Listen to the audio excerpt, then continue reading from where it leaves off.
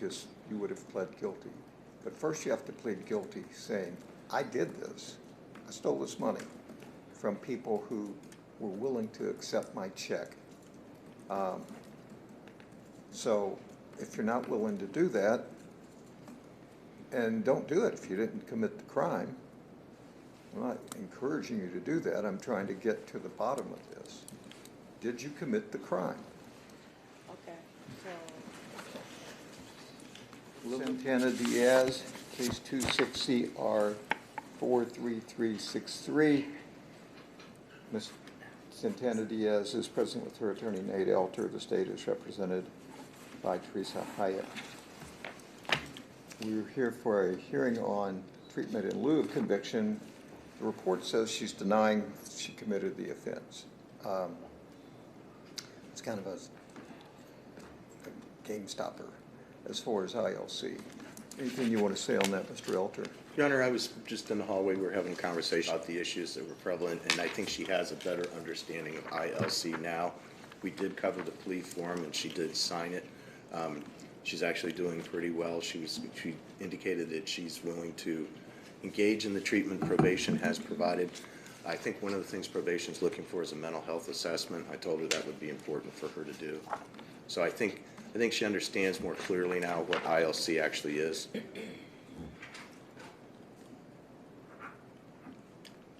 Okay, anything from the state? As far as the ILC, Your Honor, Yes. granting it, she does appear to be eligible for ILC in this case.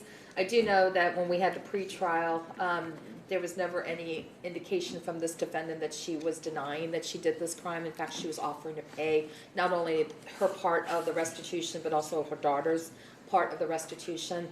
So this is I was surprised when I read that in the ILC report, but she does have 3 days of jail time credit. We are asking for the $1,740 that she owes for her portion of for the check that she passed, as well as a no contact order with the victim, which is Mariposa Supermercado in Mason.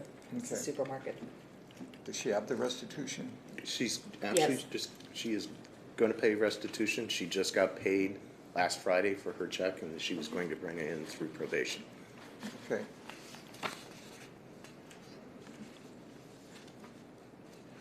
Ma'am, is there anything you want to say about that before we proceed? Here's the thing. This is not a situation where you play games. If you did this, then fine, you did it. Is it really connected to trauma-related stress disorder? Well, that's questionable, but, give you the benefit of the doubt. If you don't complete it, then fine. But you would have pled guilty.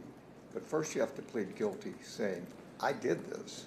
I stole this money from people who were willing to accept my check. So if you're not willing to do that, and don't do it if you didn't commit the crime, I'm not encouraging you to do that. I'm trying to get to the bottom of this. Did you commit the crime? Okay, so I'm working for Sammy Berger for a couple months, like for 5 or 6 months. So he don't pay me 2 times, and he told me that he have a trouble with the bank. So that day, so I'm quick to him. He tell me, so I tell them, so I can go to the police and tell me that you can pay me my hours. And he called me, hey, call me for your check. I said, okay. So I go for my check, and I go to change the check. When the lady called me and tell me what's going on with the check, I call Sammy, and I tell him.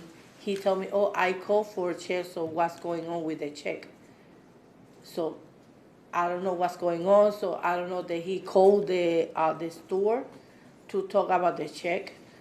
So, but I don't stole that check, so he bring me the check, pay me for my work hours. Okay, here's what this says. He spoke with the store owner, and She stated on 12/23/25, 2 checks were cashed at her store, the Supermercado. A suspect, Sammy Blanco, cashed a check for $1,660, and another, you, cashed a check for $1,740. They both provided their Ohio driver's license in order to cash the checks pursuant to store policy. The checks were allegedly from Sammy Burger Restaurant, and both suspects wrote their phone numbers on the back of the checks. Ms. Alvarez reported that she was the person who cashed the checks in the store and confirmed their identities based on their BMV images. The officer spoke with Sammy Burger Restaurant, Edgar Bautista, and he indicated he had 9 checks stolen from the company checkbook. Mr. Bautista, he also contacted Andrea's Grocery and was informed that 2 females cashed 3 checks at their store that had bounced. The officer called the number written on one of the checks and spoke with Santana Diaz. Upon questioning, she reported her purse and ID were stolen 5 to 6 months prior. Additionally, when asked, she stated that Miss Blanco Santana was her 15-year-old daughter. However, according to her driver's license, Miss Blanco Santana is 19 years old. So, if you're saying, we can get Mr. Berger in here, if you're saying that he paid you for working and you cashed a check unknowing or not knowing it was a bad check, then you can have a trial on that. And you know, there can be a determination made as to whether or not you're guilty of this offense. If you get ILC, you're pleading guilty. I'll tell you, the outcome is not going to be much different. If you're not guilty, then you'll walk out of here, no problem. But ILC and being convicted of a theft offense, the only difference is basically your record. You'll have a record for this for 3 years, I think, is what it takes to get that expunged. If you get ILC, it gets dismissed after you complete treatment. But if you didn't do this, let's not play games here. Let's have a trial on it. Yeah, I can do that. I can take care of anything. So he bring me the check. So. Renner, I think what I'd like to do is have time to confer with her, and we could withdraw that plea. Well, talk to her in the hallway. That's Yeah. what I was saying. Okay.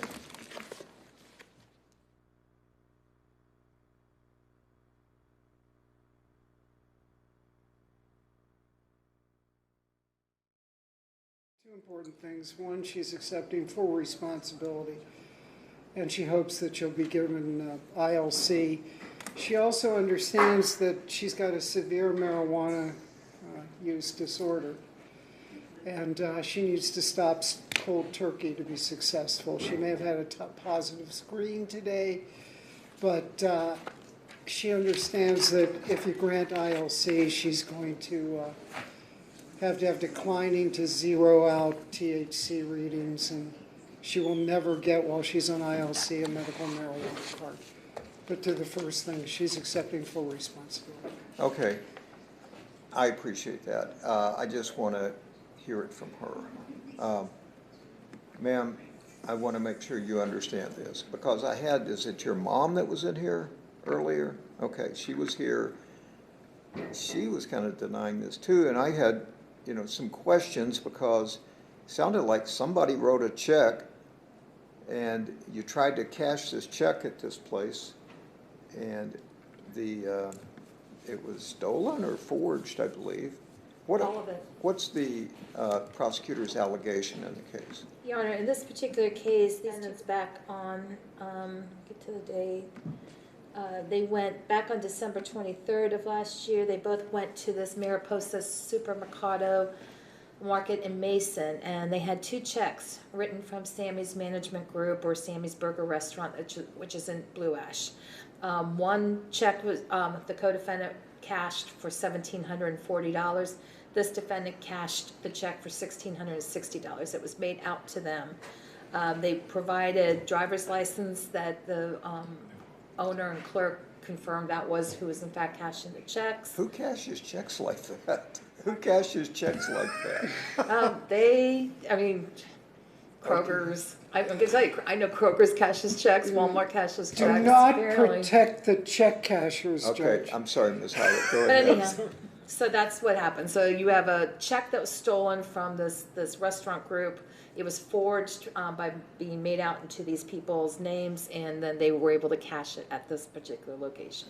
Okay, Miss, is it Blanco Santana or just Santana? Santana. Miss Santana. The state has to prove the case against you. They have to bring in witnesses and prove the charges against you. Now, your attorney's had an opportunity to review this case. He seems to be convinced that you're accepting responsibility, and he's been doing this a long time. But I want to make sure you understand, you're entitled to have a trial, and it's has to be a unanimous verdict if it's a jury trial, or if it's just a trial to the judge. The state has to prove the case beyond a reasonable doubt, not just more likely than not. You have a right to confront every witness who testifies against you in the case. That means your attorney can challenge those witnesses by asking questions or bringing out things that might be favorable to you or things that are missing in the evidence. Okay. You have a right to have witnesses ordered to appear and testify at your request. And you have the right against self-incrimination. That means that you don't have to prove anything in the case. You don't have to offer evidence, and you don't have to testify. If you choose not to testify, I assure you it won't be held against you. And if it's a jury trial, I would instruct the jury they couldn't discuss the fact that you had not testified, and they could not consider the fact that you had not testified. And if it's a trial to me, I won't consider the fact that you had not testified. Those are your rights in the case. And if you admit this, if you plead guilty, you're admitting you committed this offense. So that's what I want you to know. Now, I sentence you to 12 months on each of those 3 charges, probably all be concurrent. So you'd probably be looking at a maximum of 12 months. I guess arguably you could be looking at more, but I think these cases all would merge or would just be run concurrent. So that's the status of the situation. You do what you feel is right in the case. Don't plead guilty if you're not guilty, but if you did this, then this is an opportunity for you at least to avoid a conviction if you fully comply with the ILC part of it. So how do you want to proceed? You want some time to think about it? Talk to your attorney more? What? I think we cannot get it because I do have somebody who can come and testify. This is off the record, what they're saying. Could we have a couple of minutes? Sure, go ahead.